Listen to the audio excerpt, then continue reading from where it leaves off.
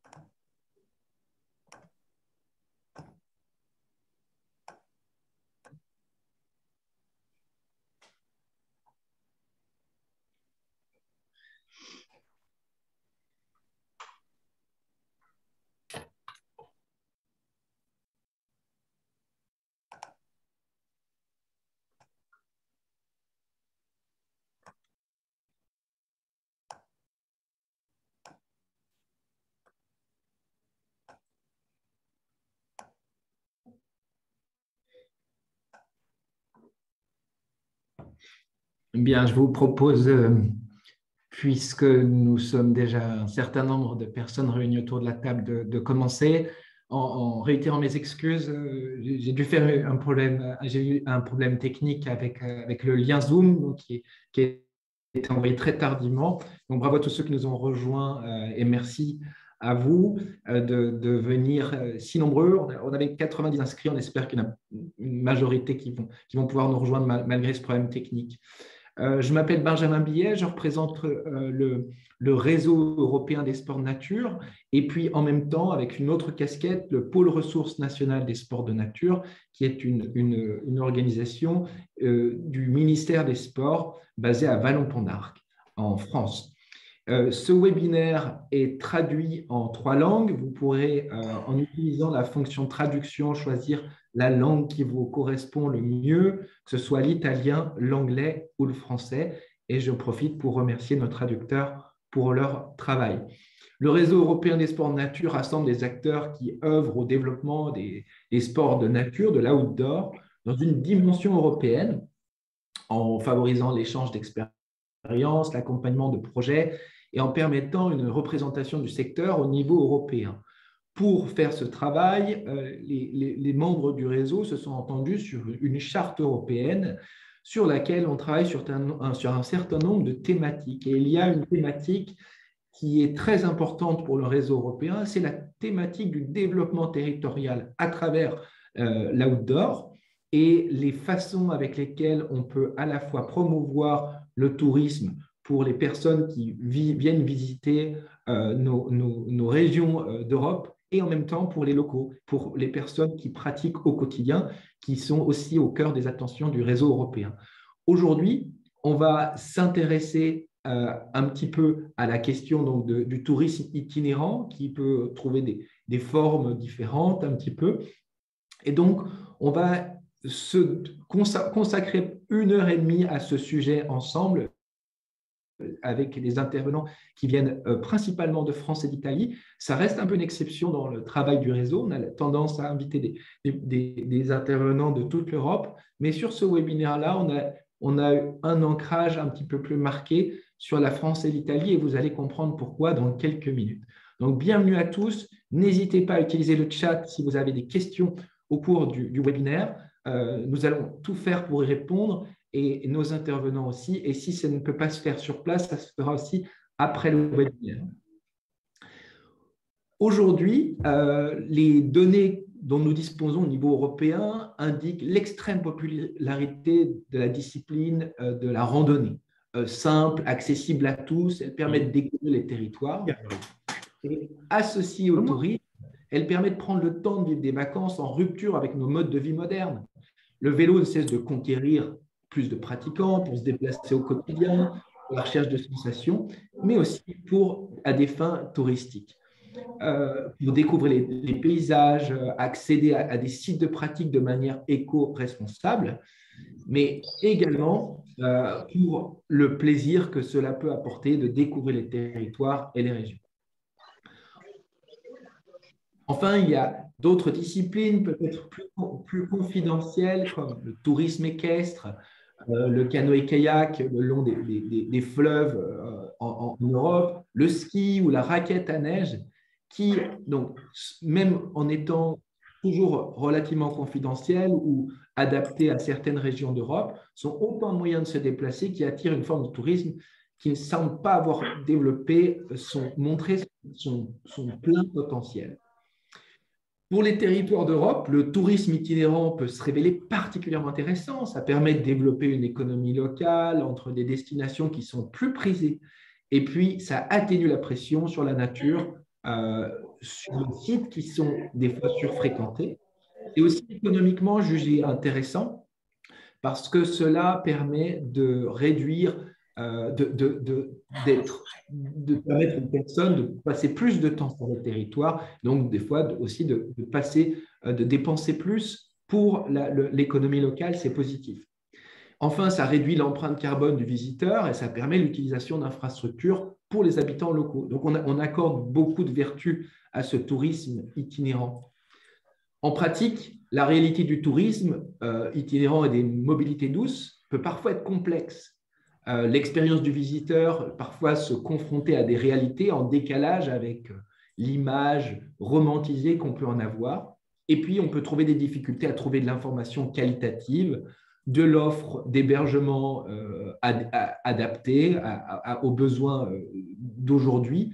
Et puis, on peut aussi rencontrer des contraintes logistiques liées au transport ou à la restauration. Donc, les acteurs de territoire, eux, se heurtent à d'autres obstacles, comme la difficulté de se concerter, de partager une vision. Et puis, plus le territoire s'allonge, plus les itinéraires s'allongent, plus ces aspects deviennent complexes. Alors, et que se passe-t-il quand on franchit les frontières? C'est attractif pour le visiteur de visiter deux pays au cours d'une seule et même vacance, mais il faut alors aller chercher beaucoup d'informations d'un côté et de l'autre de la frontière.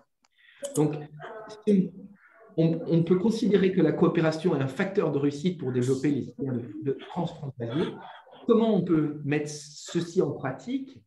Et puis, comment est-ce qu'on peut s'appuyer des fois sur cette coopération européenne pour financer des programmes de développement touristique régionaux autour de l'outdoor? Donc, c'est un petit peu toutes ces questions qu'on va traiter aujourd'hui de manière non exhaustive. On ne pourra pas naturellement couvrir l'ensemble du sujet, mais on a réuni autour de ce plateau virtuel des acteurs du développement du tourisme itinérant, donc de France et d'Italie. Dans un premier temps, on va définir cette forme de tourisme et ouvrir une réflexion autour des enjeux liés au son développement.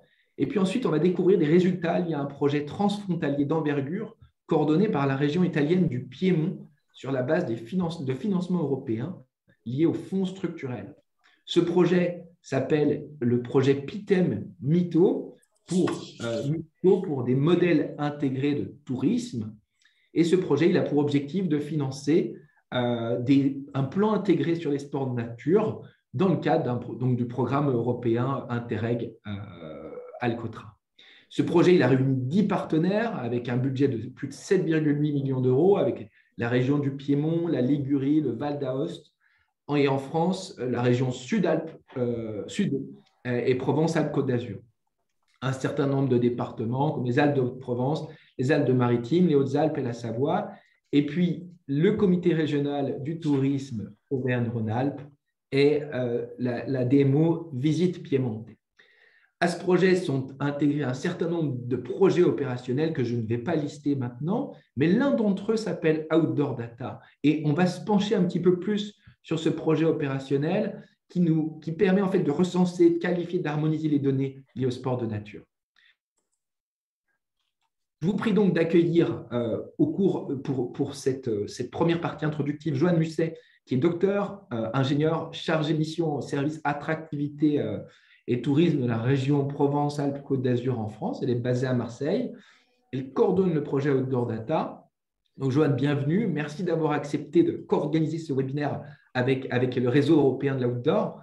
Est-ce que tu pourrais nous dire quelques mots introductifs sur le projet Outdoor Data qui a produit les résultats qu'on va partager aujourd'hui? Oui, bonjour, merci. Donc, tout d'abord, bienvenue à tous. Donc, Benjamin, j'ai le plaisir d'organiser cet événement avec toi et ton équipe.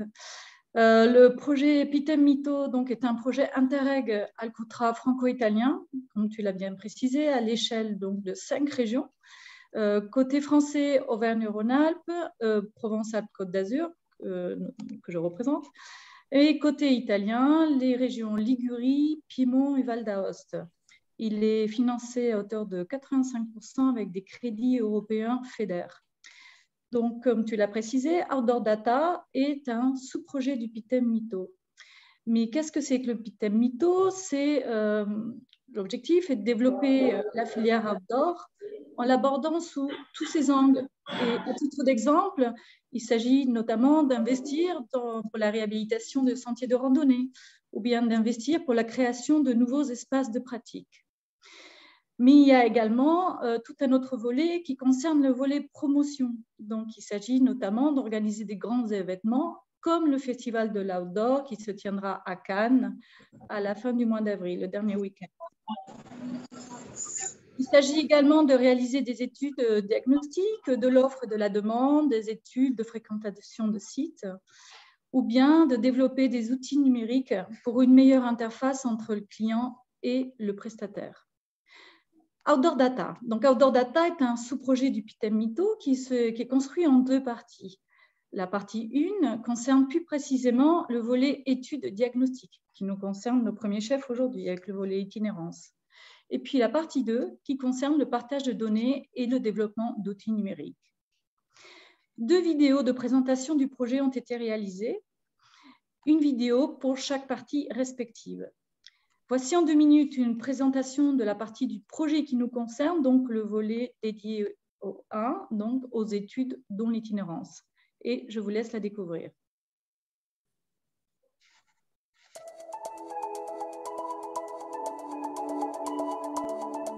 Le projet Outdoor Data réunit 9 partenaires institutionnels du territoire franco-italien Alcotra, depuis les Alpes, avec pour ambition d'accroître l'économie touristique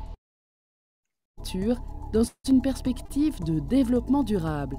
30 projets de l'outdoor ciblés sur 3 axes: les territoires et les espaces de loisirs, les pratiquants, les professionnels. Territoires et espaces de loisirs. Cette coopération transfrontalière a permis de mieux connaître ces territoires et les enjeux pour le développement de l'outdoor, permettant de disposer de bases de données de qualité pour gérer les sites et communiquer via les outils numériques, encourager un meilleur partage de l'espace pour limiter les conflits d'usage, développer de nouvelles pratiques en lien actuel. Les pratiquants contribuent à une meilleure compréhension des profils des pratiquants et de leur habitude à travers des outils d'activité, mais aussi via des études marketing et des enquêtes. L'analyse précise des flux a permis de proposer des espaces d'activité adaptés pour une gestion environnementale durable des sites. Les professionnels. Un travail a été mené en parallèle professionnel des activités de pleine nature pour identifier les différents prestataires et fournisseurs de services, quantifier le poids économique du secteur, économique des activités outdoor, faciliter le travail des professionnels en mettant à disposition un outil de gestion de la relation client avec du conseil pour la création de produits adaptés aux... Le projet Outdoor Data aborde ainsi toutes les facettes des activités de pleine nature sur le territoire Alcotra et démontre leur complémentarité. L'impact du changement climatique sur l'outdoor, en montagne notamment, a ainsi été prise en compte dans ce projet afin que les élus du territoire, les gestionnaires de sites, les prestataires d'activités comme les pratiquants puissent mieux anticiper les conséquences de ces bouleversements à venir. À terme, cette coopération fructueuse permettra de développer une offre contribuant au tourisme durable au service de tous.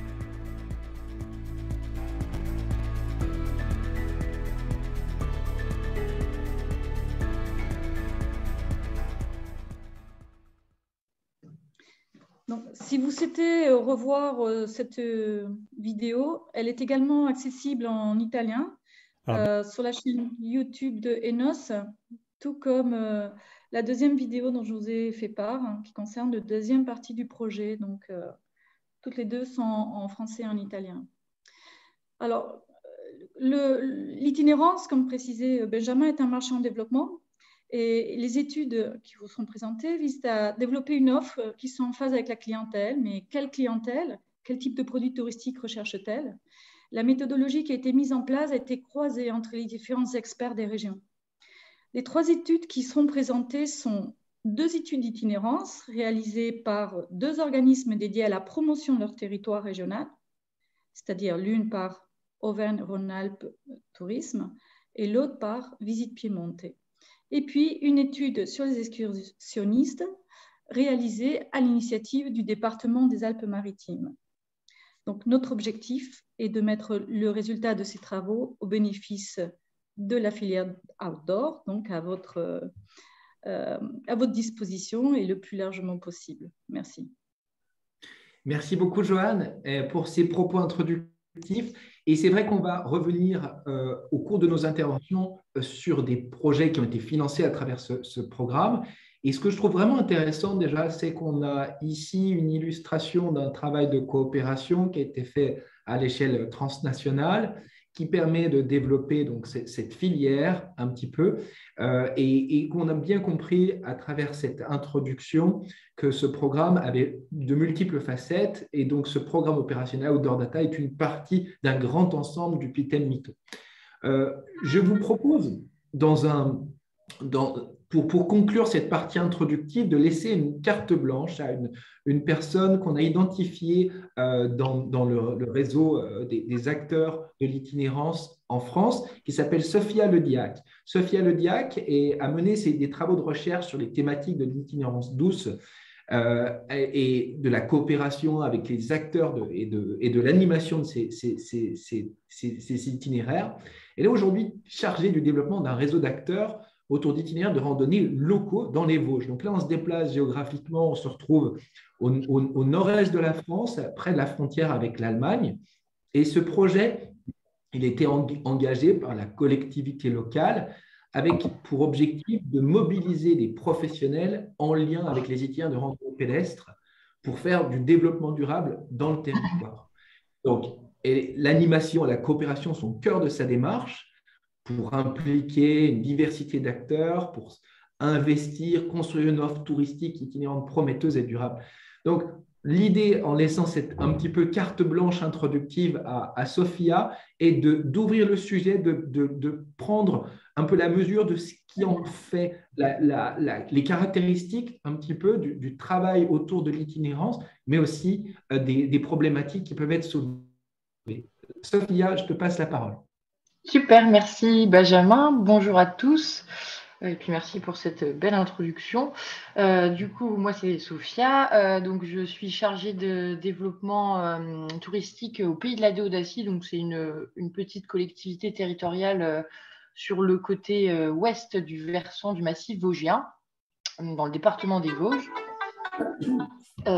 Et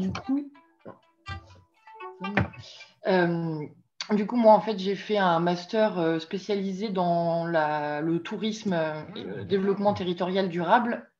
Et je me suis spécialisée sur mes 2 mémoires de recherche sur les thématiques de l'itinérance douce, hein, pas forcément que pédestre d'ailleurs, et puis de la mise en réseau autour de ces itinéraires.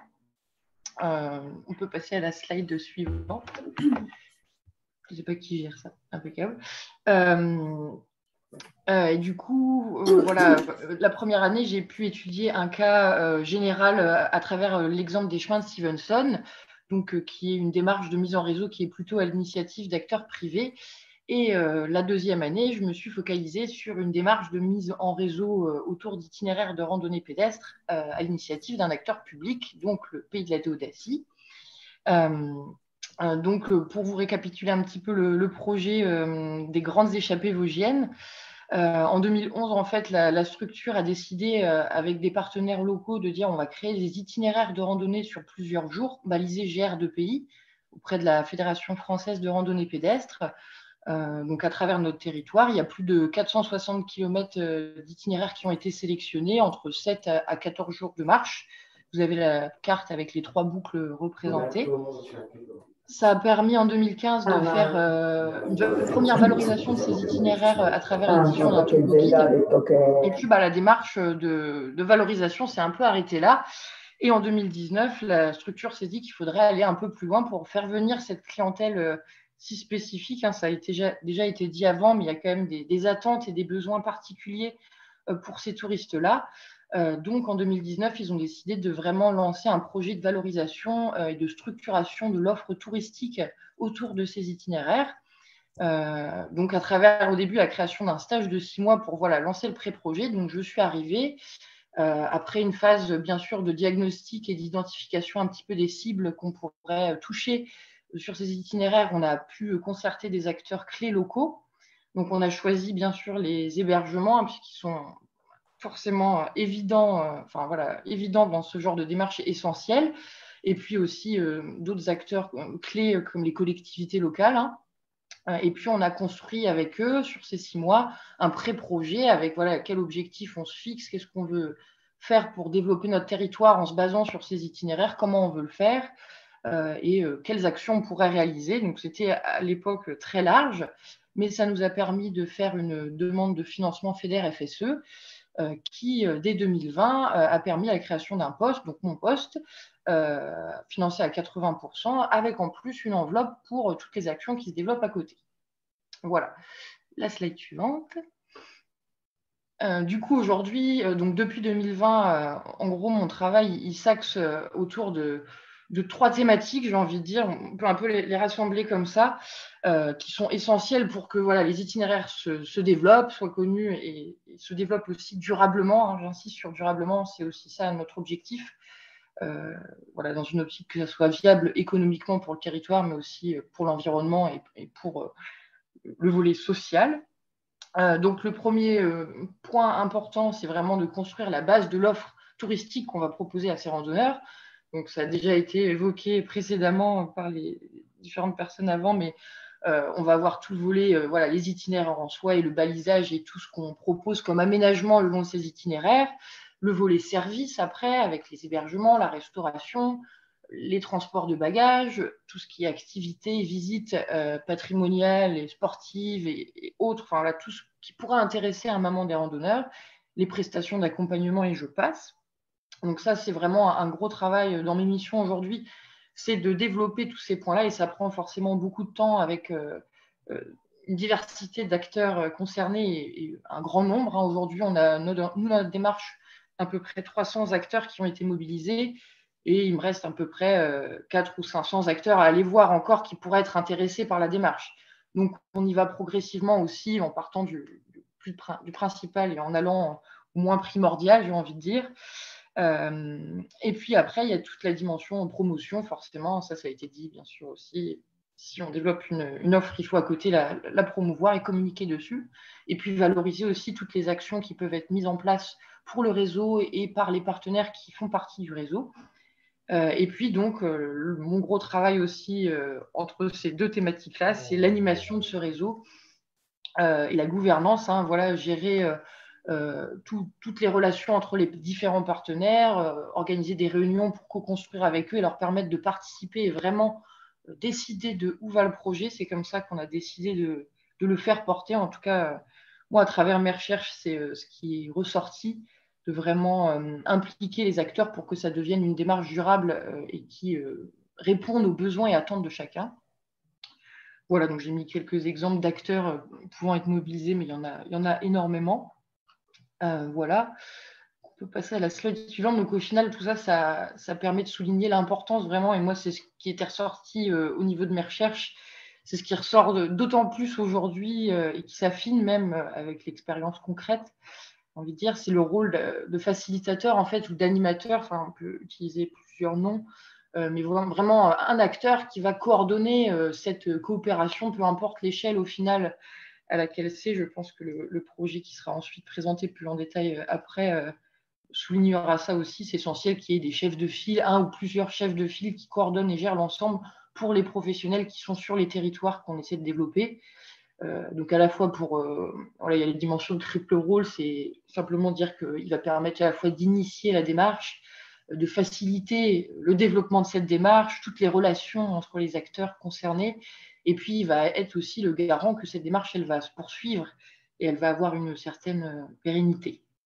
Donc voilà, le défi, c'est vraiment de réussir à mobiliser à travers un projet comme ça, en se basant sur des itinéraires, mobiliser tous ces acteurs dans la démarche.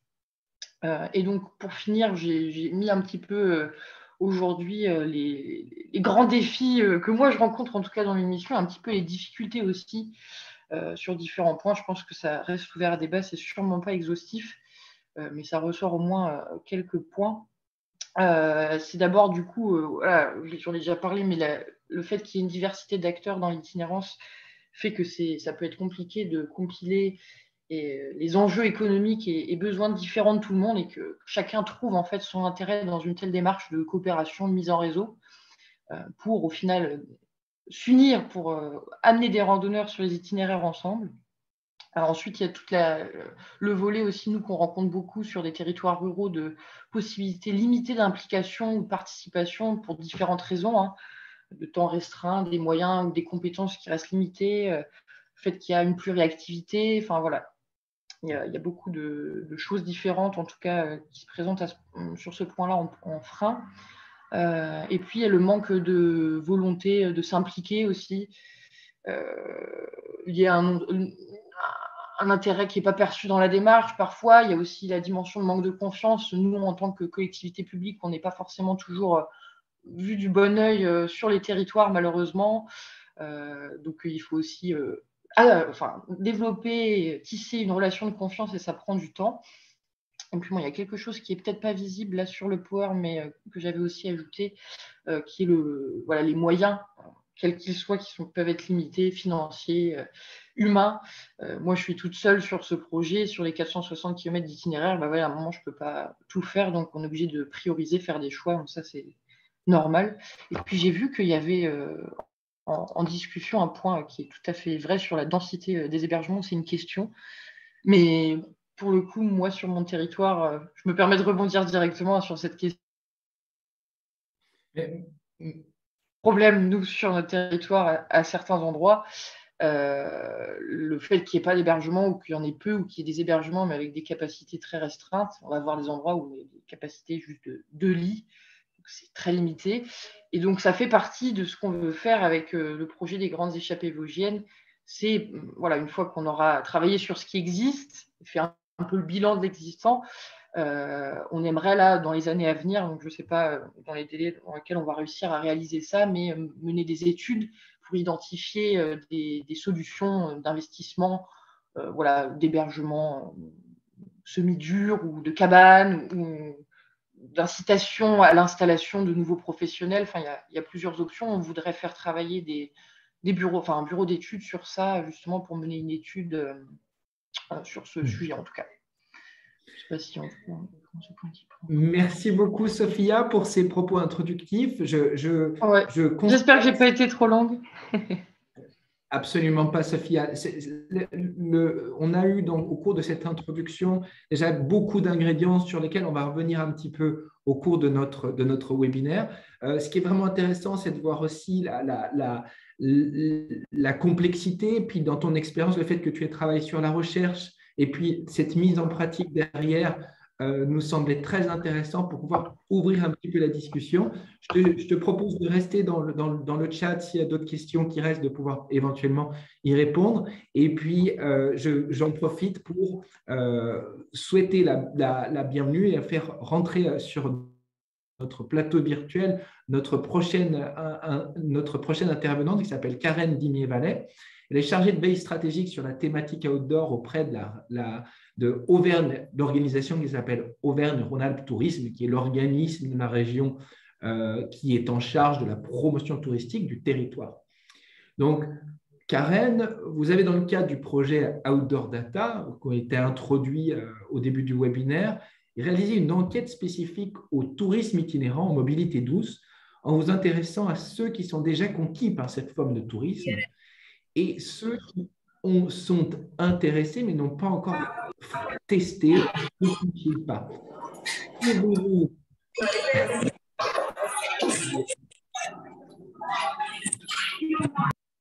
Voilà. Pouvez-vous nous dire ce que cette étude vous a appris et qui pourra sans doute faire un petit peu écho aux propos introductifs de Sophia? Oui, bonjour. J'espère que vous m'entendez bien parce que là, en ce moment, j'ai des petites coupures de son. Donc, je vais parler, partir du principe que ça déroule et que vous m'entendez bien. Oui, donc effectivement… Pardon? On t'entend très bien, Karen. Bon, très bien. Donc, effectivement, donc, dans le cadre du projet Outdoor Data, on a lancé en 2021 une étude de marché. L'idée, c'était de répondre à une question. Nos séjours sur le territoire Alcotra, en l'occurrence, sont-ils bien en adéquation avec les attentes clients? Donc, j'ai la main pour faire dérouler ou pas du tout? Non, on va faire dérouler pour toi si ça fonctionne. Je pense que ça va être compliqué de te donner la main. Je demande confirmation, Frédéric. Mais… je peux donner la main, mais je peux dérouler aussi. Il n'y a pas de souci. Il vous arrange. Donc, le point de départ de l'étude, et comme on t'en parlait en introduction, c'était le contexte un contexte favorable. En fait, on a constaté que les planètes s'alignaient finalement en faveur des activités de pleine nature, de la randonnée, du vélo. Et sur le terrain, on a des professionnels qui constataient fortement, notamment depuis le premier déconfinement du printemps 2020, l'arrivée de nouveaux pratiquants sur les chemins de randonnée. Alors du coup, c'était un public plus jeune, plus urbain, aussi plus de familles avec enfants. À partir de là, le constat était fait que la randonnée, et donc la randonnée itinérante, s'ouvrait vraiment à un plus large public. D'ailleurs, l'année dernière, on avait également une étude d'ADN Tourisme qui confirmait bien que près d'un Français sur 4 se disait désormais davantage attiré par un séjour en itinérance. Donc, il nous est vraiment paru opportun de mieux connaître le marché des produits d'itinérance. Et comme tu le disais, on a étudié d'une part les attentes clients sous l'angle de ceux qui pratiquaient déjà l'activité et de ceux qui potentiellement pouvaient être intéressés demain, après-demain par l'activité. Donc, si on peut passer la slide suivante, s'il vous plaît. Merci. Donc, pour suivre, valider les principales étapes de l'étude, on a mis en place un comité de pilotage transfrontalier, vu qu'on était dans le cadre d'un projet France-Italie.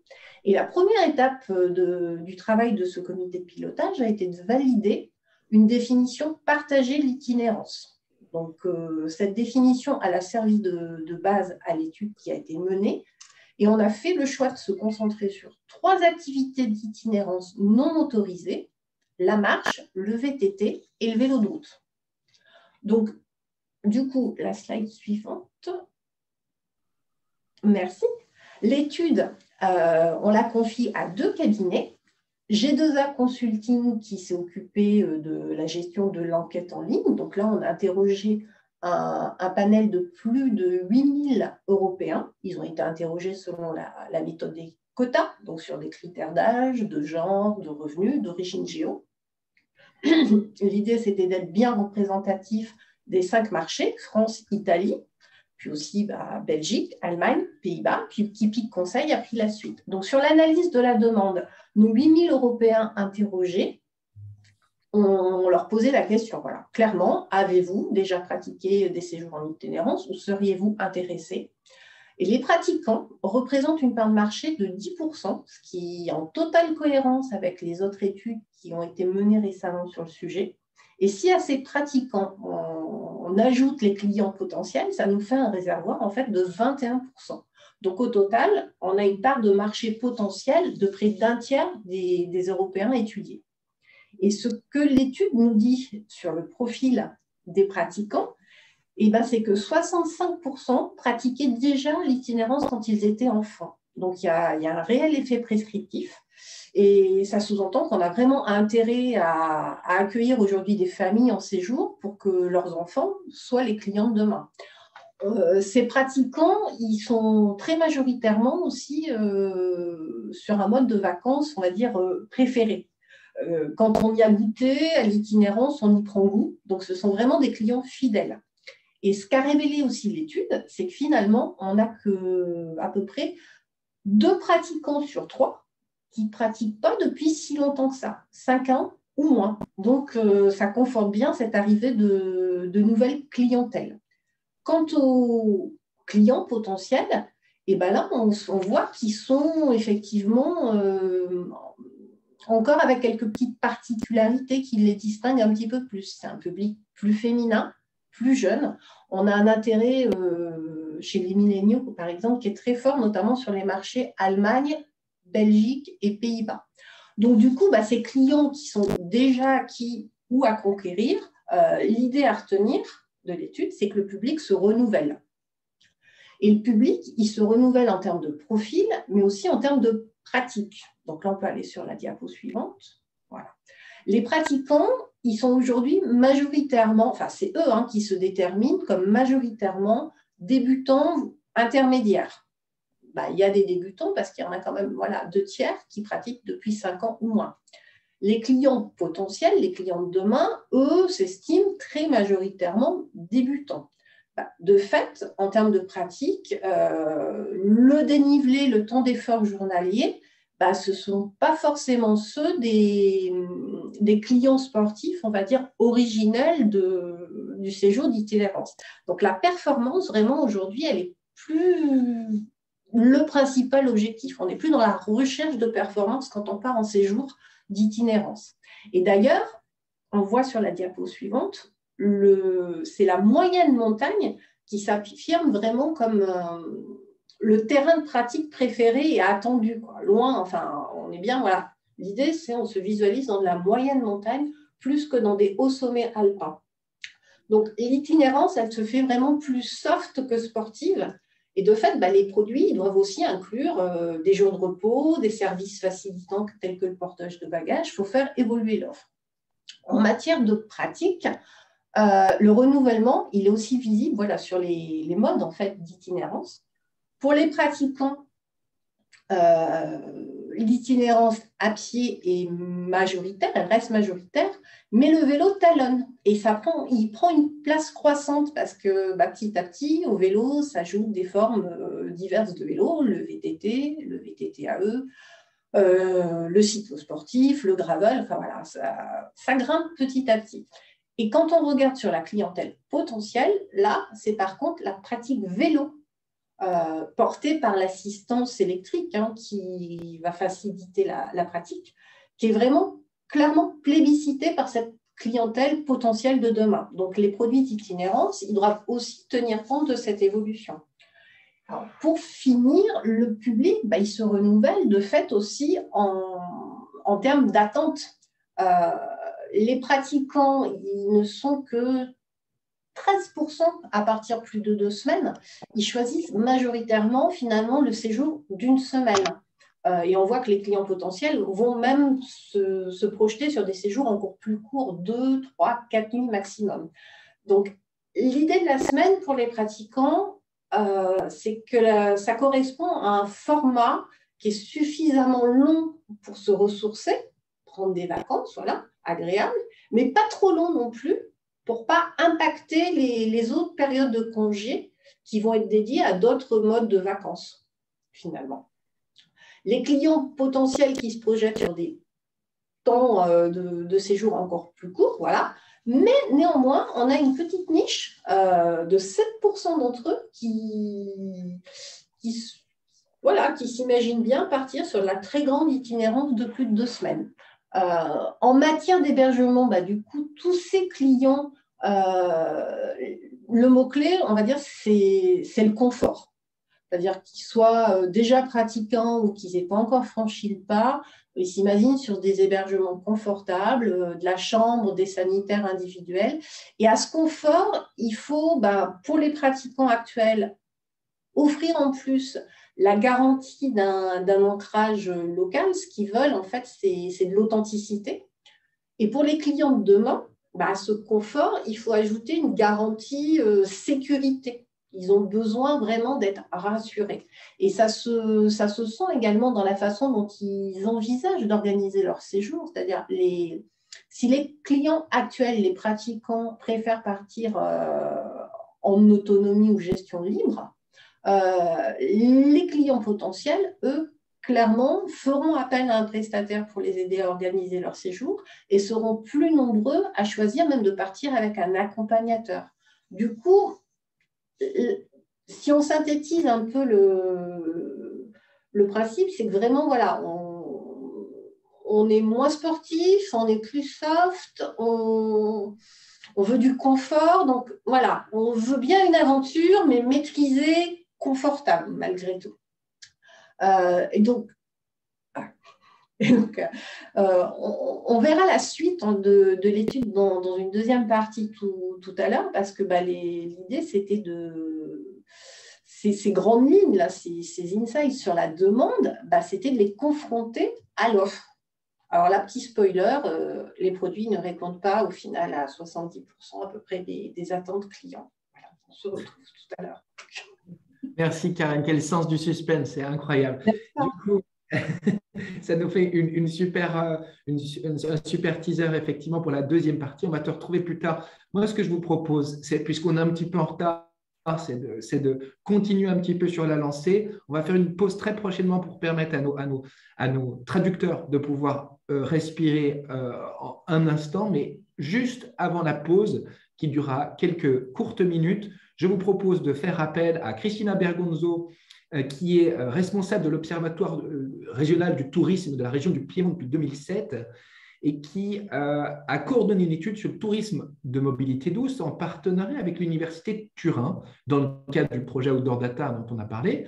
Et pour partager les résultats de cette étude, elle sera accompagnée de Damiano Cortese, qui est chercheur en économie d'entreprise à l'Université de Turin, qui est membre de l'Université des chercheurs de l'Alliance internationale des universités. Et puis, ensemble, Cristina, Damiano et leurs équipes se sont penchés sur cette étude, sur une étude de cas sur la magnifique Alta Via del Sale dans la province de Cueno. Donc là, on est toujours dans le Piémont. Et l'objet, on va leur demander de nous présenter rapidement l'objet de cette étude, leurs résultats et en quoi ces résultats sont-ils intéressants. Bienvenue à vous deux. La traduction sera donc réalisée en français et en anglais à partir de maintenant, de la même façon qu'elle a été en italien jusqu'à présent. Grazie Benjamin, prendo io la parola. Intanto buongiorno a tutti. Se Frédéric può già proiettare anche le nostre slide, vorrei solo inquadrare la nostra attività all'interno del progetto PITEM Outdoor Data, perché l'Osservatorio Turistico della Regione Piemonte, che opera in Visit Piemonte, che è la Destination Management Organization della regione, è stato partner del progetto PITEM Outdoor Data con due obiettivi specifici. In particolare appunto nel framework logico della nostra attività noi abbiamo sviluppato come osservatorio turistico la mappatura della filiera dell'offerta dei fornitori di servizi dell'outdoor data e ci siamo concentrati sulle attività di analisi e monitoraggio. Benjamin, se vuoi proiettare la slide 2, grazie. A questo punto vi dico solo appunto che rispetto a questi due temi che abbiamo sviluppato nell'ambito del progetto abbiamo messo a punto modelli e metodi di mappatura e di analisi monitoraggio e quindi implementato strumenti, piattaforma di mappatura della filiera dell'offerta e survey con particolare attenzione al tema dell'interoperabilità. Ovviamente l'attività svolta è stata a supporto poi delle linee di azione dello sviluppo dell'offerta outdoor con il progetto del programma Mito dedicato allo sviluppo dell'offerta e inserita ovviamente integrata in quella che è la comunicazione delle attività di progetto ma anche di prodotto. Quindi passiamo subito al monitoraggio dell'Alta Via del Sale. Quindi nella slide successiva vorrei farvi vedere come nei successivi abbiamo operato per realizzare questo monitoraggio, ma prima di partire subito con la metodologia e i risultati vorrei parlarvi di cos'è l'Alta Via del Sale. Molti di voi la conoscono, è una spettacolare strada bianca ex militare che collega in quota le Alpi piemontesi e francesi fino al mare Ligure. Stiamo percorrendo un itinerario tra i 1800 e i 2100 metri che collega appunto in quota Limone Piemonte nella provincia di Cuneo, nel sud-ovest della regione Piemonte, alla Liguria montana fino a Monesi di Triora.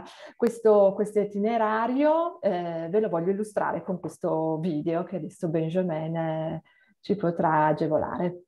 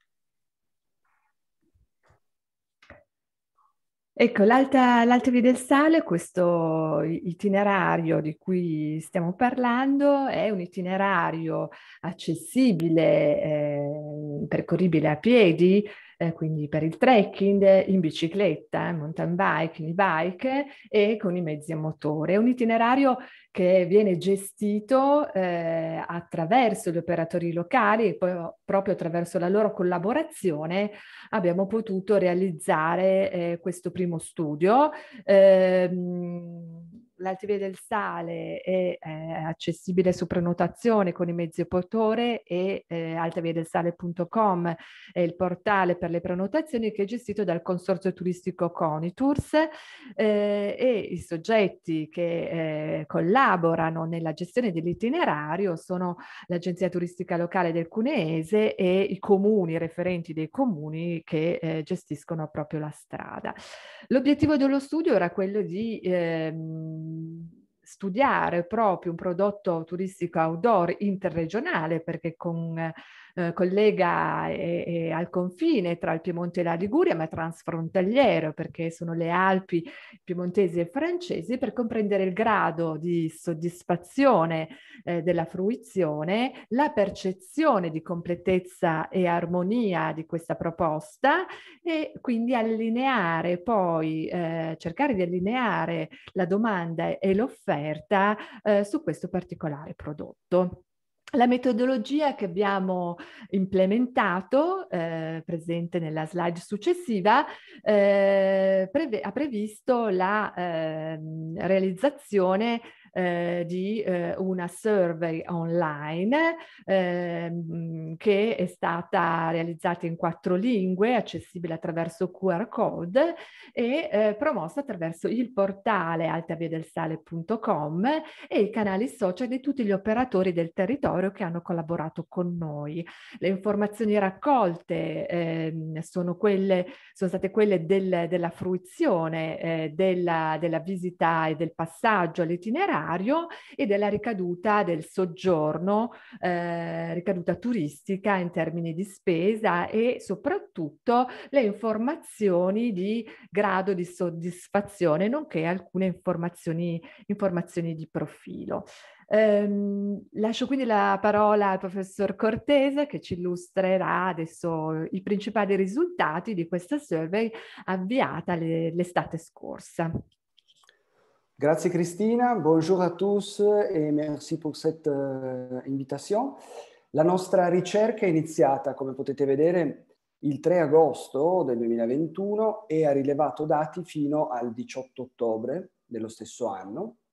Il questionario era disponibile in 4 lingue, solamente 2 versioni sono state utilizzate dai compilatori e quindi le risposte al questionario le abbiamo in italiano e sono 407, 55 invece sono quelle del questionario in lingua inglese. Nous pouvons passer à la diapo suivante, merci.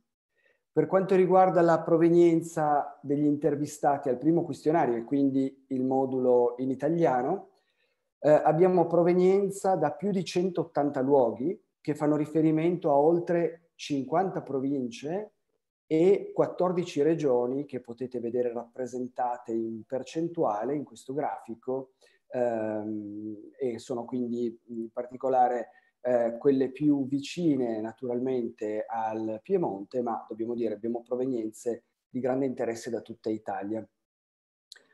Per quanto riguarda invece l'origine dei rispondenti al secondo questionario, nous pouvons passer à la diapo suivante, merci.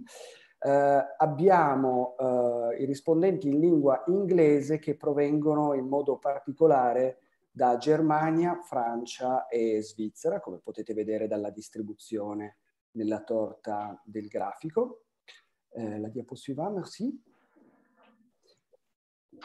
Come tipologia di utilizzo potete vedere che l'itinerario è prevalentemente approcciato da un punto di vista escursionistico. Infatti il 63% degli intervistati in lingua italiana non pernotta, mentre il 23% si ferma per una notte. La précédente, s'il vous plaît.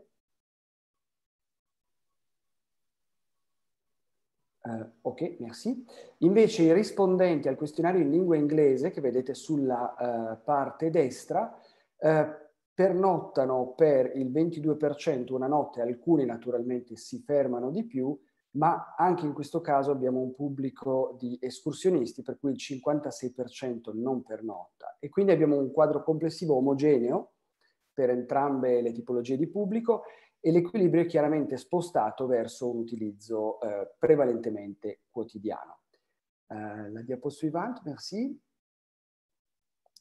Il mezzo di trasporto preferito per il campione che ha risposto in lingua italiana, ma è abbastanza simile anche la risposta per il pubblico internazionale, è la moto con oltre un 50% e l'auto con circa il 44%, seguito da quad e da bici elettriche.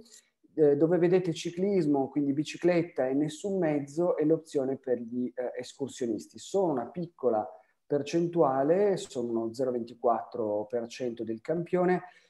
Come vedrete dagli sviluppi rileveremo in modo più intenso successivamente a partire da quest'anno anche questi soggetti. Il campione internazionale, vi dicevo, rimane omogeneo, per cui abbiamo una situazione comparabile. Rispetto all'uso e alla fidelizzazione, abbiamo un gran numero, direi la maggior parte dei visitatori, che attraversa per la prima volta l'Alta Via del Sale. Un numero invece più contenuto è rappresentato da soggetti che ripetono questo tipo di esperienze. I fruitori abituali naturalmente sono una parte ancora inferiore del campione. La suivante, merci. Rispetto alla spesa media, avete in queste 3 slide che seguono la distribuzione del budget giornaliero per persona per quanto riguarda ristorazione, acquisto di pranzo al sacco, utilizzo di servizio di guida o accompagnatore, acquisto di prodotti alimentari, quindi l'utilizzo, la fruizione di negozi locali, mini market, così come bar, caffetteria e noleggio attrezzatura. Avete sempre nella parte alta il campione italiano e nella parte bassa invece il campione internazionale. In generale diciamo che lo scopo dell'escursionista è ben evidente anche nella sua spesa, quindi la sua dotazione, la distribuzione di budget lo conferma da questo punto di vista, ovvero al di là della caffetteria e della ristorazione, le altre spese sono decisamente contenute e sono molto centrate sul valore nulla, quindi sul valore zero come spesa. Quindi il percorso stesso è la destinazione, il percorso stesso è l'obiettivo e la meta del visitatore che vi arriva già attrezzato anche dal punto di vista alimentare. Nous pouvons passer à la suivante, après la numéro dépense moyenne 3, la suivante encore.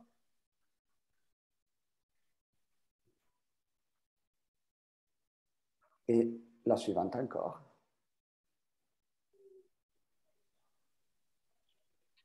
Merci. La soddisfazione complessiva per la proposta, per questo itinerario è decisamente molto alta e ha dato grandissima soddisfazione. Il 92,6% dei visitatori internazionali dei visitatori nazionali ha espresso un giudizio complessivo tra 4 e 5 su un massimo di 5, con un picco di valori orientato sul 5 pari a oltre il 60%. Quindi l'esperienza turistica è completa, integrata e armoniosa per oltre il 90% dei visitatori e il risultato è ancora più rilevante se guardiamo ai visitatori internazionali, per cui l'esperienza turistica complessiva è completa, integrata e armoniosa per oltre il 92, quasi 93% dei visitatori, con un picco di 5 sul punteggio 5 per oltre il 50% e punteggio 4 per oltre il 41%. Tutto questo naturalmente si trasforma e si traduce in un passaparola, come confermato anche dagli utenti, quindi ci aspettiamo risultati incrementali o comunque di mantenimento della risposta a questo tipo di offerta. La suivante, s'il vous plaît. Qui avete un dettaglio dei risultati rispetto ai servizi, alla soddisfazione rispetto ai servizi. Sicuramente l'itinerario la fa da padrone, l'itinerario è l'elemento che risponde in modo molto alto alle esigenze e desiderata del turista, è ben organizzato ed è molto apprezzato, così come ugualmente apprezzato è il servizio di ristorazione. Lascio la parola a Cristina, ho cercato di contenere il tempo. Come avete potuto vedere, questa indagine, questa survey è stata realizzata appunto tra agosto e ottobre del 2021, ma quali sono per noi i prossimi passi di questo progetto di monitoraggio? La survey intanto è una survey aperta e continuativa, quindi costituirà un monitoraggio permanente per l'itinerario e per il prodotto e continueremo questa collaborazione avviata all'interno di Pitt & Mito con gli operatori locali per rendere disponibili a loro dati sempre più utili per matchare, per integrare, far avvicinare l'offerta alla domanda. Abbiamo visto prima i dati che ha illustrato Karen su quanta sia e su quale sia la domanda outdoor in Europa potenziale. Già da questi primi dati condivisi con i gestori dell'itinerario dell'Alta Via del Sale si sono già state fatte delle valutazioni proprio dal punto di vista di come continuare lo sviluppo di questo itinerario in ottica di prodotto turistico, e una prima sperimentazione per la prossima estate sarà proprio quella di aprire alla visita del cicloturismo su prenotazione. Questo da un lato avrà un impatto su una migliore gestione ovviamente dei flussi sulla strada, su una strada che deve garantire comunque la sicurezza della fruizione, e dall'altro anche recuperare informazioni sulla fruizione e sul profilo e la soddisfazione, raccogliendo anche suggestioni e suggerimenti da parte dei visitatori stessi. Ricordo solo che appunto l'Alte Via del Sale, essendo un itinerario molto in quota, è ovviamente accessibile nei mesi estivi dopo appunto lo scioglimento delle nevi invernali. Chiudiamo qui questo primo focus, Benjamin, ma ovviamente ci rendiamo disponibili io e Damiano per qualsiasi domanda e approfondimento. Grazie. C'est excellent. Merci beaucoup pour cette présentation et puis pour cette approche très pratique du tourisme intégré. On voit les taux de satisfaction très incroyables qu'il y a sur cet itinéraire, et on voit aussi l'importance du suivi. Vous commencez à mettre en lumière l'importance du suivi, de se doter d'indicateurs pour voir comment toutes ces choses se mettent en place. Merci beaucoup. Pour le moment, il n'y a pas de questions dans le chat et je vous propose, puisqu'on est un petit peu en retard sur le timing, de laisser vos questions dans le chat pendant la pause. On fait un tout petit break pour nos traducteurs de 4 minutes, le temps qu'ils puissent respirer un petit peu. On se retrouve à 11h12. À tout de suite.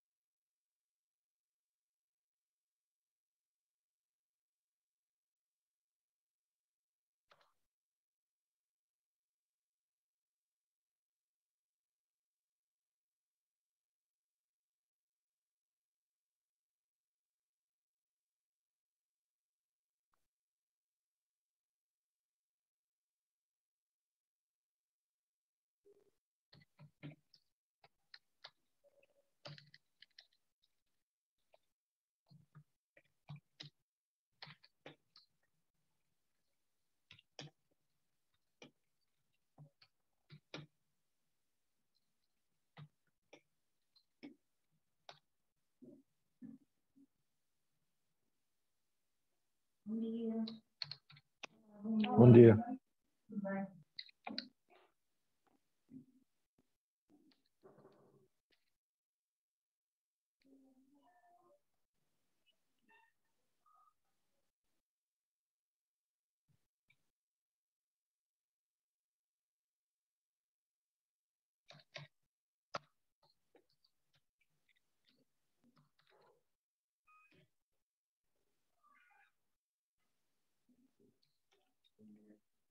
Bom dia.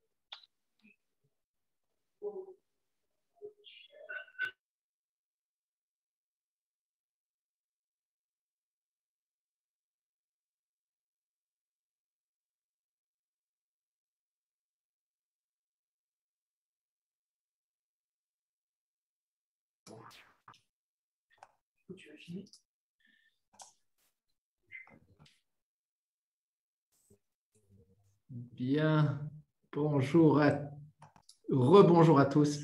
Je recommence doucement les hostilités en attendant que tout le monde nous rejoigne. Je voudrais vous remercier d'être présent aujourd'hui. On a pris du retard au début de ce webinaire à cause d'un problème technique lié à l'envoi du lien de connexion et je m'en excuse. Nous allons dans quelques secondes avoir une seconde partie lors de laquelle nous allons nous concentrer de manière un peu plus spécifique sur des retours d'expérience et une analyse prospective avec 3 intervenants encore à venir. On va leur demander d'être relativement synthétiques pour respecter au maximum à la fois le temps des participants, mais aussi les engagements qu'on a pris avec les interprètes. Ça va être un petit peu difficile et je demande de la flexibilité un petit peu à tout le monde. Cyril Lopez est un professionnel du tourisme itinérant et nous lui avons demandé, on va l'introduire dans quelques secondes, de pouvoir nous donner sa perspective en tant que professionnel sur cette forme de tourisme, ce que ça représente pour lui. Bienvenue Cyril, est-ce que tu vas bien? Ça va, merci. Bonjour à tous. Bonjour Cyril. Donc Cyril, tu es basé, toi, dans quelle région? Est-ce que tu pourrais nous décrire un petit peu le cadre dans lequel tu travailles? Donc, Carnexpé, c'est une agence de voyage qui travaille essentiellement sur les Alpes-Maritimes, de la mer aux montagnes. Donc, on passe par le Mercantour pour rejoindre jusque la Côte d'Azur, donc des parties les plus arriérées du département jusqu'aux plus développées, si je puis dire. Excellent. Donc, merci d'être avec nous aujourd'hui. Est-ce que tu pourrais nous faire un panorama rapide du marché des randonnées de ton point de vue, hein, aussi le point de vue de la perspective des agences de voyage en Europe et en France, très rapide. Alors globalement, la randonnée, ça a pris beaucoup d'importance ces derniers temps. Et ce que je relève, c'est que les gens ne sont plus en attente de simples randonnées, mais d'une activité plus complexe et plus ludique, avec notamment des activités au sein de la randonnée. Ça va être la découverte de la faune, de la flore, des activités culturelles, etc. etc. Donc, j'ai mis en place de nombreuses randonnées à thème. La randonnée itinérante, pour toi, est-ce que c'est un bon produit à vendre et pour une agence d'une manière générale?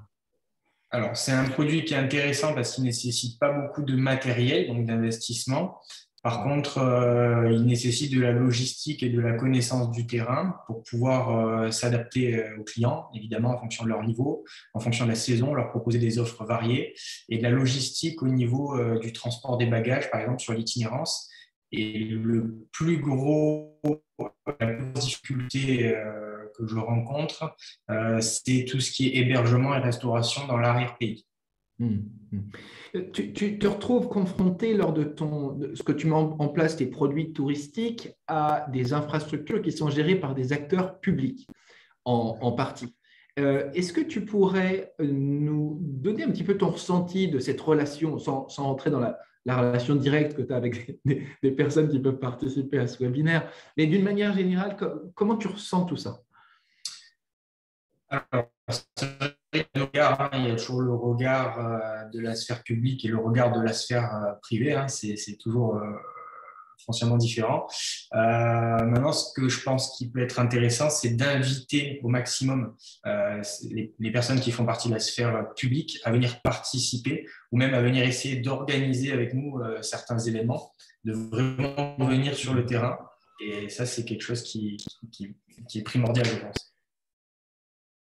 Il y a une invitation, on a entendu parler du festival Outdoor en introduction, j'espère qu'on aura le temps d'en redire 2 mots, mais peut-être que tu fais partie des prestataires pour cet événement et ce serait effectivement une bonne opportunité. Moi, je l'ai mis dans mon calendrier personnellement. Et il y a eu le Covid récemment. Qu'est-ce que tu as perçu est-ce que tu as perçu des nouveaux comportements de la clientèle, toi ? Mais évidemment, ça me donnait beaucoup d'engouement à tout ce qui est activité de nature, découverte de l'arrière-pays, qui est forcément moins fréquentée que la partie côtière, avec une vraie demande de la destination nature et des activités aussi qui permettent de prendre soin de son corps et de son esprit. Et se libérer un petit peu de tout ce qui est l'aspect, on va dire, moderne. Donc, évidemment, tout ce qui est randonnée en itinérance rentre parfaitement dans ce critère-là. Parfait. Tout le monde parle de vélo en ce moment, hein, c'est très à la mode. Comment tu vois le marché touristique de l'itinérance à vélo ? Alors, le vélo, ça a pris beaucoup d'engouement depuis qu'on a vu arriver les vélos. On arrive à s'adapter à une très forte variété de la population, que ce soit des sportifs ou des non-sportifs. On a même maintenant des vélos électriques pour les enfants, donc on peut y aller en famille. Et le vélo électrique, c'est également un très bon moyen d'intégrer des activités sportives pour les entreprises. Donc quand je parle de ça, je pense aux séminaires, au team building, aux sorties d'entreprise. Donc là, on peut le faire sur des sorties à la journée, à la demi-journée, ou bien en itinérance, qui demande un peu de logistique pour la recharge des batteries et l'hébergement, avec des hébergements qui acceptent de garer les vélos et de recharger chez eux. On a compris au cours des présentations, des propos introductifs de Sophia, l'importance de la qualité, de la garantie qualité pour l'expérience visiteur. Toi, par exemple, si on prend l'exemple de l'itinérance à vélo ou même à pied, hein, quel est le maillon faible dans la chaîne de la qualité pour le visiteur et pour toi en tant que professionnel? Alors, il y en a 2. La première, c'est donc tout ce qui est hébergement, restauration. Quand on est dans l'arrière-pays, on a souvent du mal à trouver des hébergements de qualité ouverts à des dates assez amples, avec de la restauration aussi de qualité à un prix raisonnable. Donc ça, c'est le premier maillon faible. Et le deuxième, ça va être les activités annexes. C'est-à-dire qu'en fait, quand on fait de la randonnée pédestre ou à VTT, on ne va pas partir à 7 h le matin et rentrer à 19 h. En général, on rentre vers 15 h. Ça fait une journée pour les gens qui ne sont pas des sportifs extrêmes. Et du coup, quand on rentre à 15 h dans un village de la pays, il faut qu'on ait des choses à proposer aux clients. Et du coup, souvent, on se retrouve avec très peu d'activités, qu'elles soient culturelles ou sportives ou ludiques, etc. Et c'est ça qu'il faut essayer de développer, ne serait-ce que d'avoir un petit bar où aller boire un coup. Ça reste souvent difficile à trouver pour les clients. Donc, Cyril, je vais finir par une question peut-être plus ouverte à laquelle je te demanderai de répondre de manière succincte. Exercice difficile. Tu as possibilité d'avoir autour de la table des personnes qui potentiellement sont un peu des acteurs publics ou des décideurs, des gens qui sont un petit peu dans cette sphère-là. Quelles recommandations tu voudrais donner en tant que professionnel? Ce qui serait déjà primordial, c'est d'essayer de regrouper l'ensemble des professionnels sur une plateforme unique et non pas 50 plateformes différentes pour avoir, nous, en tant qu'organisateurs, une visibilité de différents professionnels. Il y a des hébergeurs, des fois, qu'on découvre, on ne savait même pas qu'ils existaient alors qu'on passe régulièrement devant. Donc, déjà, faire ce recensement, ça peut être important. Ensuite, encourager toutes ces personnes qui travaillent en montagne, qui ont des périodes creuses qui sont assez longues, les encourager à rester ouverts avec peut-être des facilités sur certaines taxes ou certaines choses dans ce genre-là. Donc que les pouvoirs publics puissent dynamiser cette arrêt qui permettra à son tour d'aller rejoindre la côte et donc la partie la plus économiquement développée, avec des gens qui auront découvert l'ensemble du département, je parle pour les Alpes-Maritimes, d'une façon assez moderne et plutôt naturelle. Et Cyril, c'était passionnant d'avoir ta perspective. Je te remercie beaucoup d'avoir dédié du temps à cette interview. Je t'invite à rester avec nous jusqu'à la fin du webinaire au cas où il y a des questions. Mais si tu as d'autres obligations, on comprendra tout à fait. Je voudrais maintenant qu'on enchaîne avec une partie, peut-être pour donner la suite à cette première étude qui a été présentée par Karen en début de webinaire, et une version peut-être plus prospective et analytique du travail qui a été fait. Alors, la question que je voudrais poser à Karen, c'est que nous disent les données dont nous disposons sur les attentes des clients de demain, et quelles sont les recommandations que vous voulez apporter aux acteurs du développement du tourisme itinérant, la mobilité douce, et aussi aux prestataires de services, à tous ceux qui ont des hébergements et tous les acteurs impliqués. Karen, la parole est à toi. Oui, merci, bonjour. Donc oui, on l'a vu donc, dans la première partie qui présentait les résultats sur les profils clients. On peut peut-être, s'il vous plaît, changer de diapo. Voilà. Les produits haute montagne, les produits de très longue itinérance, finalement, ce sont des niches. Et le cœur de la demande, elle est sur des produits plutôt plaisir avant l'effort. Donc, pour capter le client, il va falloir que l'engagement nécessaire soit mesuré. Cyril le disait, le temps d'effort, ce n'est pas de 7h le matin à 19h le soir. Il faut que le terrain soit accessible. On a de plus en plus de familles qui s'intéressent au séjour en itinérance. Et l'hébergement, voilà, c'est vraiment la colonne vertébrale aussi de l'itinérance. Il faut qu'il soit là et confortable avec de bonnes prestations. Donc, quand on croise ces attentes avec l'offre existante, nous, on a fait l'étude sur le territoire Alcotra. Donc là, on peut passer la diapo suivante, s'il vous plaît. Voilà, on va passer rapidement. Vous pouvez retrouver le détail des gentil, Karen. Oui, c'est ça. Décortiqués sur le site pro. Donc voilà, on a croisé les attentes avec l'offre et on a un constat, c'est que les produits ne répondent pas à peu près à 70% des attentes clientes. On le voit bien voilà, sur cette diapo. Quand on regarde nos 10 offres, finalement, on en a 2 qui rentrent à peu près dans la cible. Donc, l'idée, c'était de savoir comment capter cette demande. Donc, l'étude, elle se termine sur des préconisations, notamment 2. Une, pour savoir comment adopter la bonne stratégie produit pour aller optimiser la fréquentation des itinéraires, et une autre préconisation sur comment booster sa performance commerciale. En fait, une des solutions, c'est d'intégrer le catalogue d'une agence de voyage. Donc, on va commencer par la fréquentation. Donc, pour optimiser la fréquentation d'un itinéraire, la stratégie gagnante conseillée, ça va être d'adapter le produit à la demande. Donc, la fameuse cible verte de la slide précédente. Pour ça, on a une première étape qui consiste on a appelé ça sortir des codes du passé, c'est-à-dire vraiment tenir compte de l'évolution de la clientèle. Pour ça, il va vraiment falloir cibler les publics de renouvellement. Donc, je rappelle, un public plus féminin, plus jeune, plus familial avec des enfants. Et il faut surtout aussi revoir ce fameux curseur effort vers plaisir-repos. On a vraiment besoin de proposer des itinéraires avec peu ou pas de technicité, un cadre moyenne montagne, des postes points d'eau, une offre terroir, associer des offres effectivement ludiques, bien-être, et bien sûr, j'en reviens au cœur du sujet aussi, des hébergements confortables. Il faut bien évidemment innover, donc notamment prendre aussi en compte le développement du vélo, donc on en a déjà parlé, on ne va pas s'étaler sur le sujet, mais voilà, tenir compte du VAE, des nouvelles tendances également, la pratique travel par exemple. L'innovation, ça peut être aussi de croiser itinérance et événementiel festif. Par exemple, on peut rejoindre 2 dates de concert à vélo, enfin il y a des choses à inventer.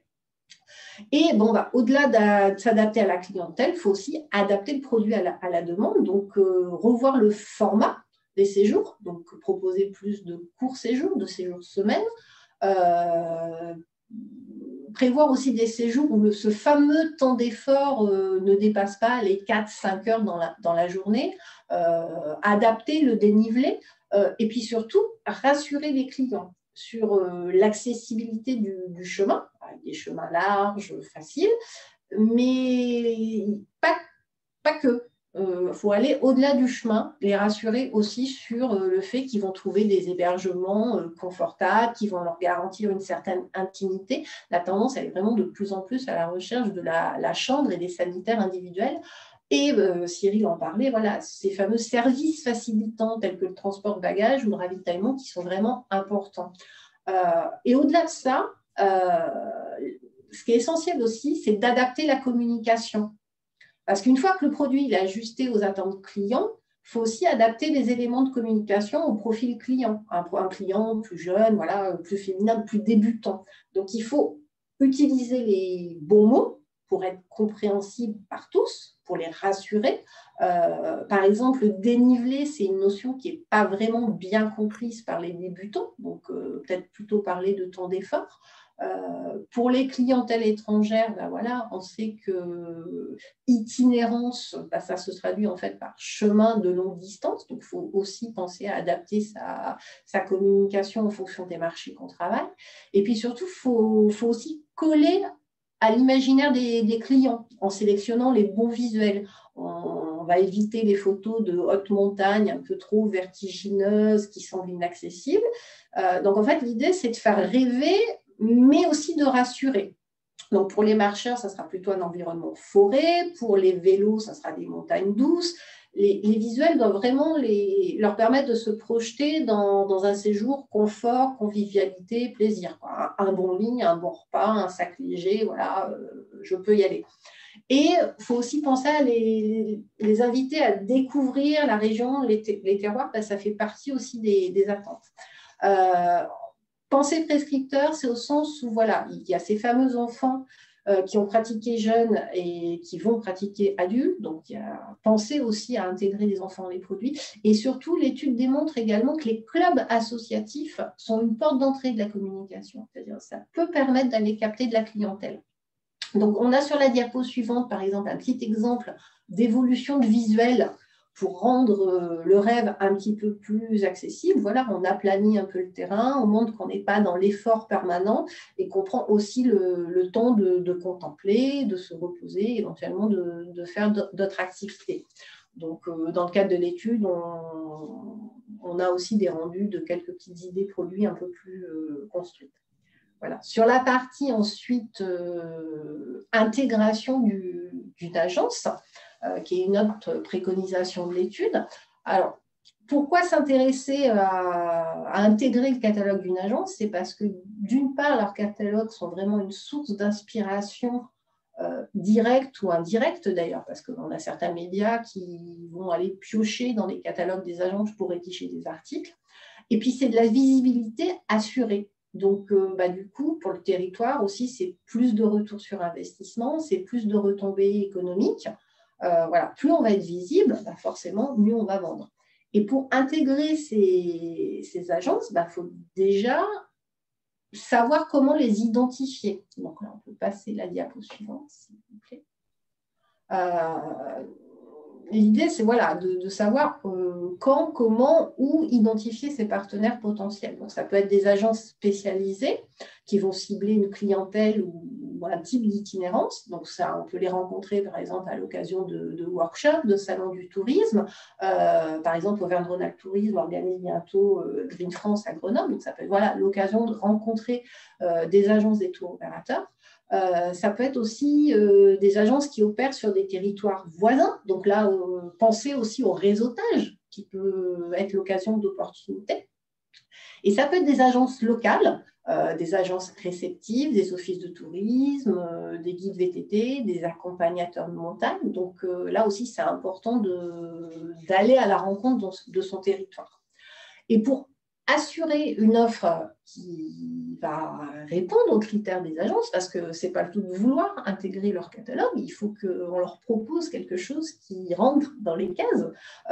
Il faut d'une part que notre produit il soit bien adapté aux attentes fortes des marchés en croissance pour les agences. Donc, je le redis, un hébergement confortable, des étapes courtes, des services facilitants. Et puis surtout, il faut raisonner multiproduits parce qu'il faut une gamme, c'est-à-dire à partir d'un itinéraire, il faut être capable de composer plusieurs produits avec plusieurs durées de séjour, avec plusieurs types d'hébergement. Et puis surtout, il faut répondre aux impératifs économiques des agences. Donc, il faut que le produit qu'on leur propose permette un retour sur investissement, une marge suffisante. Il faut que nos hébergeurs sur l'itinéraire permettent de faire de l'allotement. Et puis, il faut que le prix soit en phase avec le marché. Et j'ajouterais qu'en plus, il faut vraiment aller dans l'idée d'engager un partenariat gagnant-gagnant avec une agence. Donc, il faut aussi un peu prendre en charge une partie des investissements et, par exemple, prendre en charge un tour test de l'itinérance, leur mettre à disposition une vidéo support de communication qu'ils vont pouvoir partager, commencer aussi un petit peu à investir. Et donc, voilà, tous les résultats de cette étude sont en ligne sur notre site pro. Donc, on a à la fois une version papier, enfin papier PDF, publication. On a également le replay de la conférence de rendu d'études qui s'est tenue là, récemment le 8 mars. Donc, voilà, si vous voulez un peu plus fouiller, rentrer dans le détail de tous les éléments, je vous invite à suivre le petit flashcode. Voilà, merci. Merci beaucoup, Karen, pour cette deuxième partie. Il y avait énormément de choses dans cette présentation. Je voudrais simplement, puisque le temps est tellement court, faire le relais d'un commentaire qui a été fait dans le chat. On parle beaucoup d'accessibilité. N'oublions pas le public handicapé ou les personnes à mobilité réduite qui sont aussi demandeuses de produits itinérants. Peut-être que ça, c'est un message aussi qui s'adresse aux acteurs publics parce que ça coûte, parce que c'est encore plus compliqué. Donc ça, c'est vraiment très important de le relayer. Je voudrais, sans transition, laisser la parole à notre dernier intervenant, Yann Strebler, qui est technicien expert dans la préservation de l'environnement et dont la mission très particulière est de concilier un petit peu les intérêts autour de la pratique outdoor pour conduire une politique de territoire entre usagers de la nature, propriétaires privés et acteurs publics. Yann s'est appuyé sur les travaux réalisés dans le cadre d'Outdoor Data pour faire en sorte que les informations sur les excursionnistes puissent éventuellement lui servir dans son travail. Est-ce que, Yann, tu pourrais nous présenter un petit peu les résultats de ton travail liés à Outdoor Data? Oui, effectivement. Bonjour à tous. En fait, tout est lié dans le programme MITO, Data en particulier. On a bien articulé la conception de l'étude qu'on a faite sur les excursionnistes et on s'est rendu compte des étroits liens qu'il pouvait y avoir entre les aménagements et toute l'organisation qui pouvait être mise en place au titre des touristes et qu'au final, elle avait bel et bien une répercussion et une résonance auprès des pratiquants locaux, donc que sont les excursionnistes, et réciproquement. Typiquement, on le voit sur la carte en haut à droite, vers le petit pictogramme de nos amis qui font de la Via Ferrata. C'est exactement là que se situe la Via Alte dont Christina et Damiano nous ont parlé. Donc, vous voyez qu'on est certes là sur un territoire où on ne pouvait pas porter l'étude sur les excursionnistes au titre de l'ensemble du territoire Alcotra. Donc, on s'est focalisé sur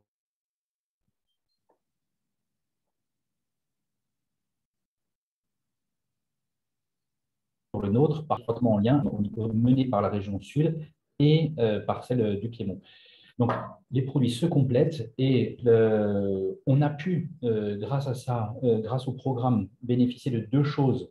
La première, et non des moindres, on s'est rendu compte que les traductions automatiques qui sont réalisées par les moteurs ne sont pas probantes. Et quand on vise justement à un enrichissement et au développement, que ce soit une pratique touristique ou excursionnistique, on a besoin, pour mieux connaître les cibles, les besoins, les attentes ben, il faut parler le langage sportif technique. Et du coup, grâce au programme Mito, on a pu avoir un enrichissement par rapport à ça.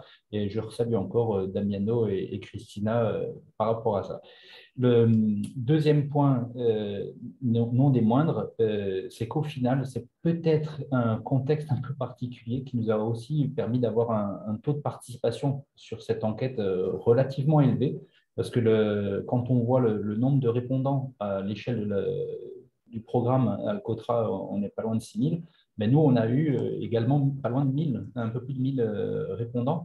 Et c'est peut-être grâce, au final, à la crise Covid, avec toutes les périodes de confinement où les personnes étaient chez elles, avec le télétravail, où elles ont aussi pris du temps pour répondre sur cette enquête qui correspond a priori à des attentes vraiment locales, mais dont la résonance peut avoir une portée très large. Et on le voit, je reprends l'exemple de la route du sel, il y a de très nombreux, et Damiano l'a évoqué, de très nombreux pratiquants locaux qui viennent à la journée, qui reviennent à plusieurs reprises dans la saison et qui vont en fait enrichir, compléter évidemment les pratiques touristiques par rapport à ça. On va pouvoir basculer sur la suite. Au niveau de justement les retours avec les... Tu peux faire la suivante, s'il te plaît? Les retours, alors, avec la mise en forme, on voit peut-être pas forcément beaucoup, mais le portrait des pratiquants, là, par contre, il diffère entre les touristes, effectivement, et les excursionnistes. À savoir que, juste la précédente, on identifie très clairement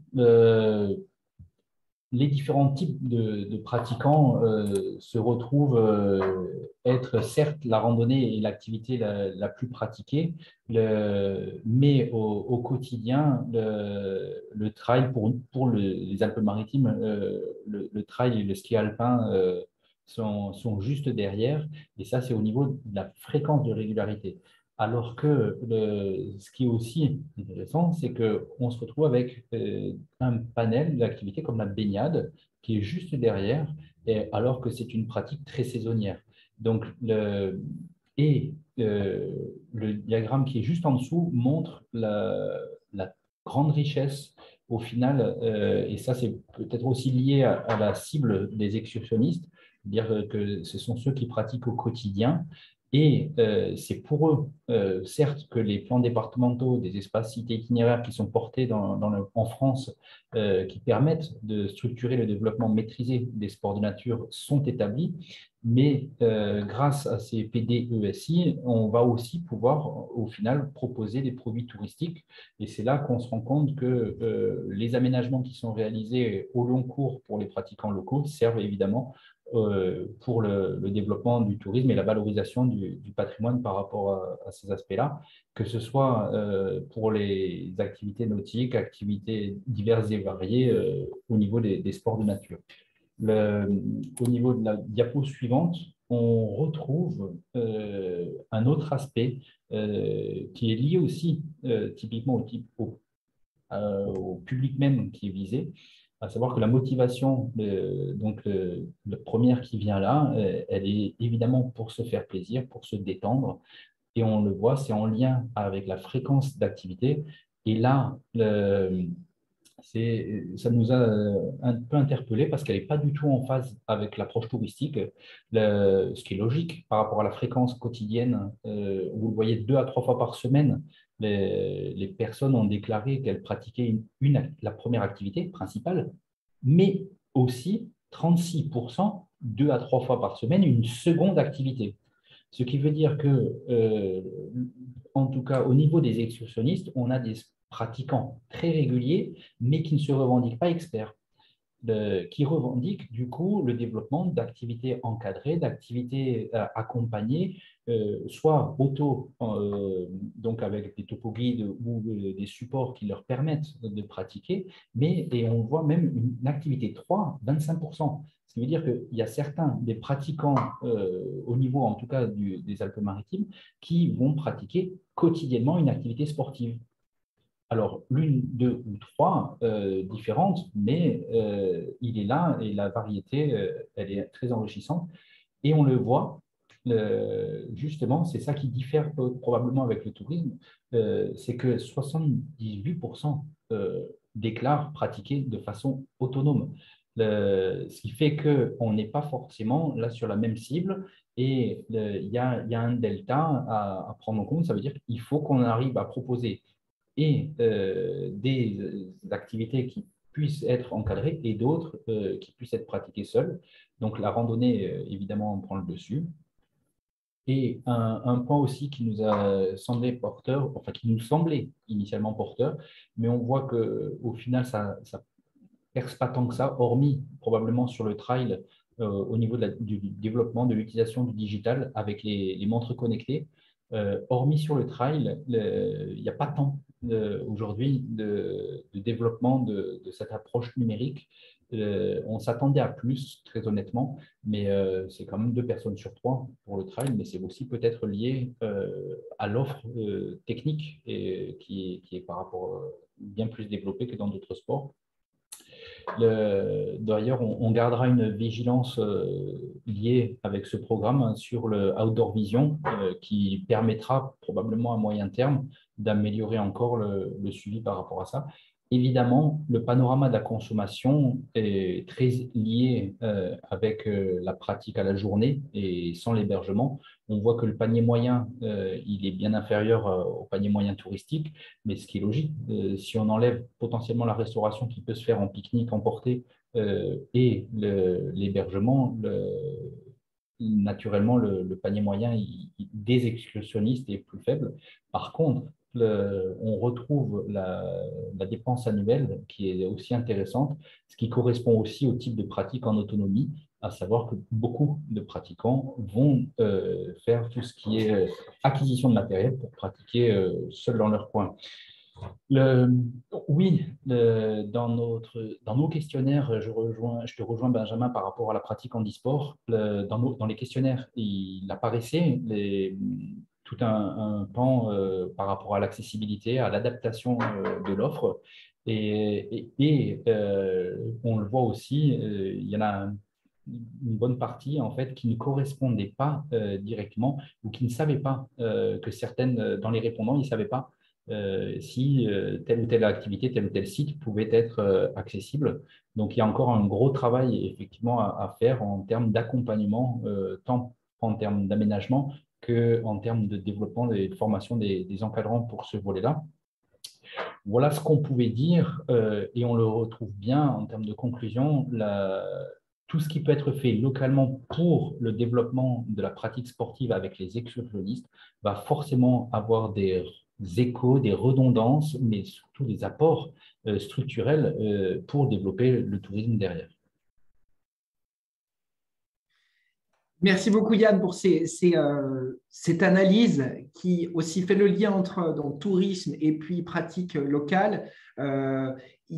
Donc, je voudrais, puisqu'on s'approche un petit peu de la fin, on s'approche clairement de la fin de ce webinaire, vous proposer d'avoir quelques propos introductifs rapides par Joanne et puis de vous proposer quelques mots de conclusion. Je passe tout de suite la parole à Joanne pour cette introduction à la partie finale.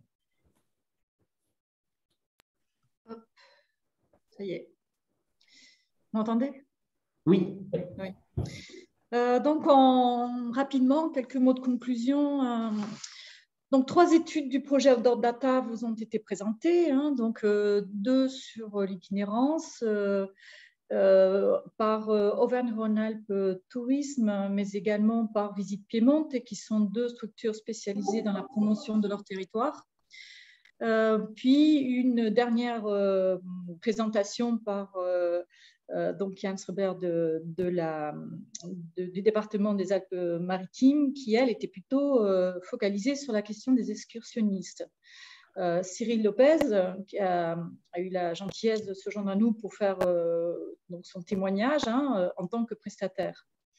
Donc, on notera que les fonds FEDER du projet Interreg ont joué un rôle de levier important, aussi bien pour étudier les clientèles et préconiser de nouveaux produits touristiques qui sont plus adaptée à la demande, mais également pour développer des méthodologies qui sont transposables quel que soit le territoire grâce à cette approche croisée qui a été tout l'intérêt du projet Interreg, mais également informer les acteurs publics des avancées nécessaires pour accompagner la filière itinérance dans son développement.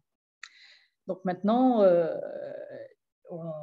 on a, j'espère, Benjamin, la possibilité de construire 2 autres prochains webinaire avec vous, le pôle ressources, sport et nature et ENOS.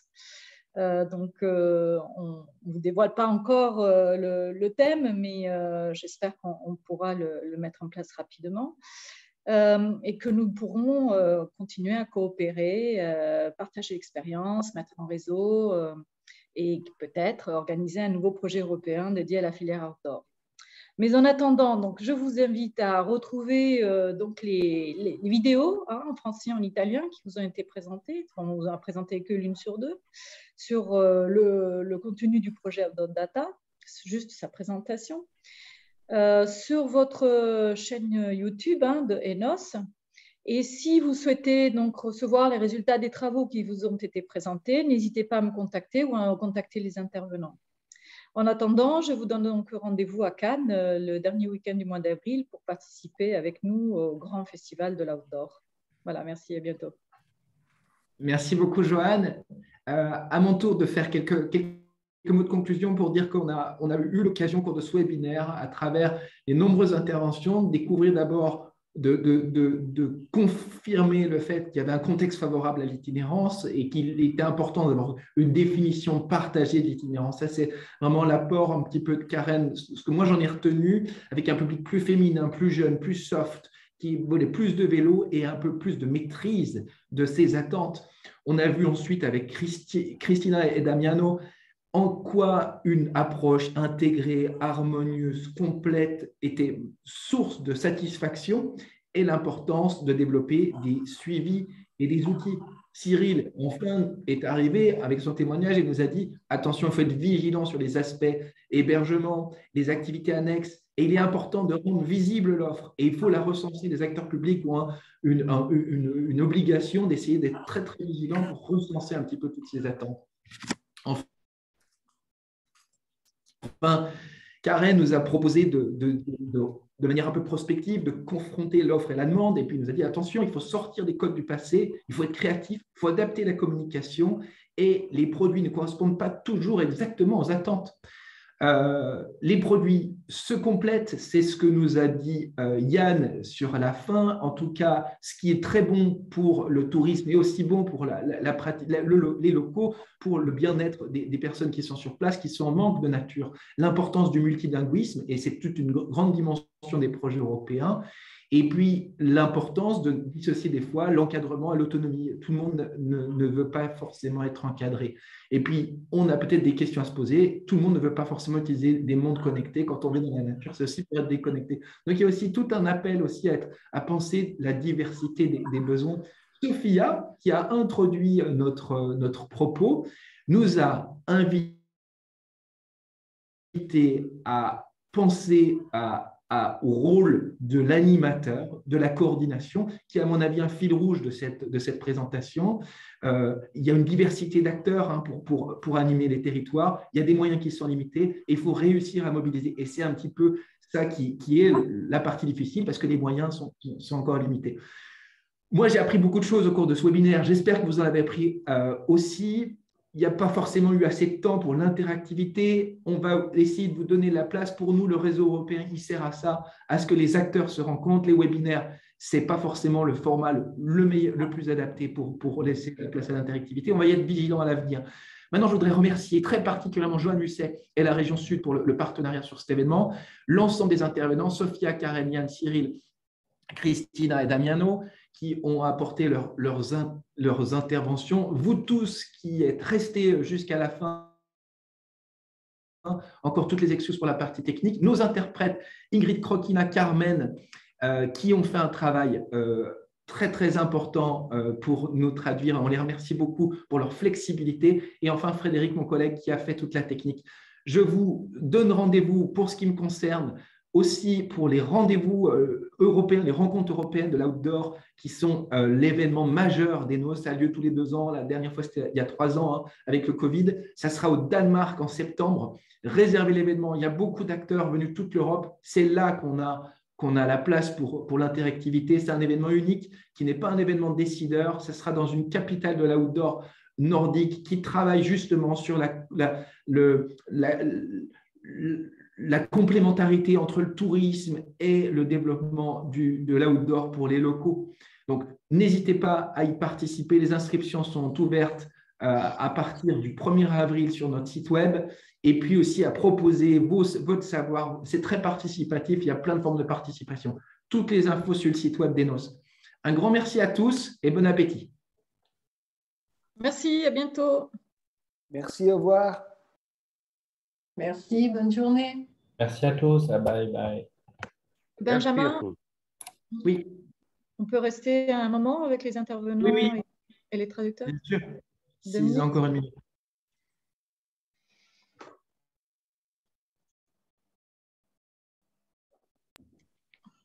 Crocina, on ne t'entend pas.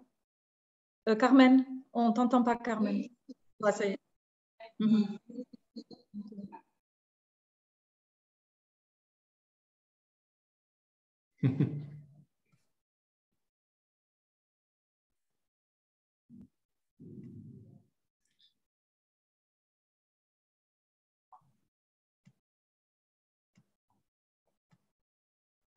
Je vois qu'on est encore nombreux à être connectés. C'est ça. Moi, il y a des... je n'ai pas relevé toutes les